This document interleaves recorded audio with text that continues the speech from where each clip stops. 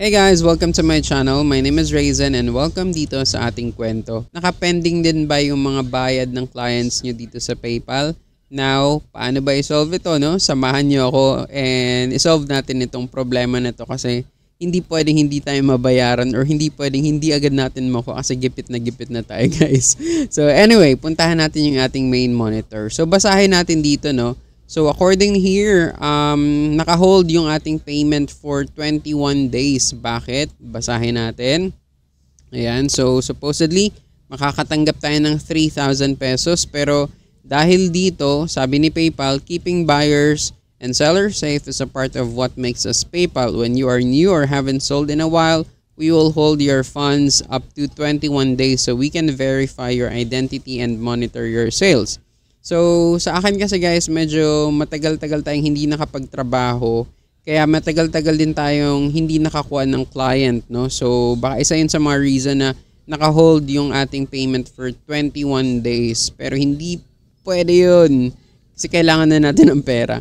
Okay, now here are the simple steps according to PayPal para ma-receive natin yung ating pera. Sabi niya kailangan natin maka-receive ng 4 or more payments from our sales. Paano naman yun guys kung hindi constant yung mga client mo, no? Paano yun kung hindi constant yung kitaan mo dito sa PayPal? And paano kung iilan lang yung mga clients na meron ka? So kailangan mo pa bang maghintay ng 4 or more payments? Well, dapat hindi na. Next, receive 8,000 pesos, no, from sales. So as what I've said, kung hindi constant yung kitaan, kung hindi ganun karami yung client mo, para makaipon ka ng 8,000 pesos, medyo magti-take time yan and medyo matagal yan. So, itong steps na ang binibigay ni PayPal sa ngayon ay hindi pwede, no? So, hindi siya applicable in my case. So, what we need to do now is to go here sa ating activity tab.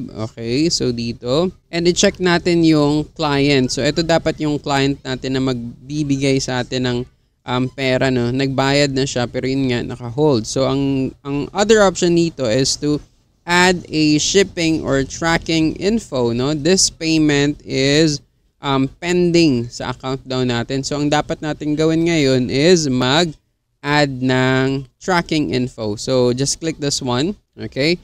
Now dito sa order status naman, ang kailangan nating piliin ay yung order process, no? So etong order process, hindi naman pwedeng ito kasi wala naman tayong pinadala, no? Yung mga orders process yung dapat nating asikasuhin. So eto yun siya. And tracking information are not required dito sa order process, kumbaga. So let's just submit this one. Ayan, so successful na, no? You have submitted your order information. Now, let's go to our activity. And that's it guys. Now, according dito, you have successfully updated your shipment information and you'll get your money within 1 day of delivery, no? So, may nakalagay pa rin dito na on hold and I don't know kung ano yung magiging process niyan pero according here, pwede na nating makuha yung ating delivery or pwede na nating makuha yung ating payment within 1 day, no, or within 24 hours. So let's just look forward on that sa mga susunod na araw. So yeah, that's it lang and hopefully natulungan ko kayo dito sa ating problem dito sa PayPal and hopefully makuha na natin yung ating pera sa mga susunod na araw. So thank you so much again for watching. Have a great day. Peace out.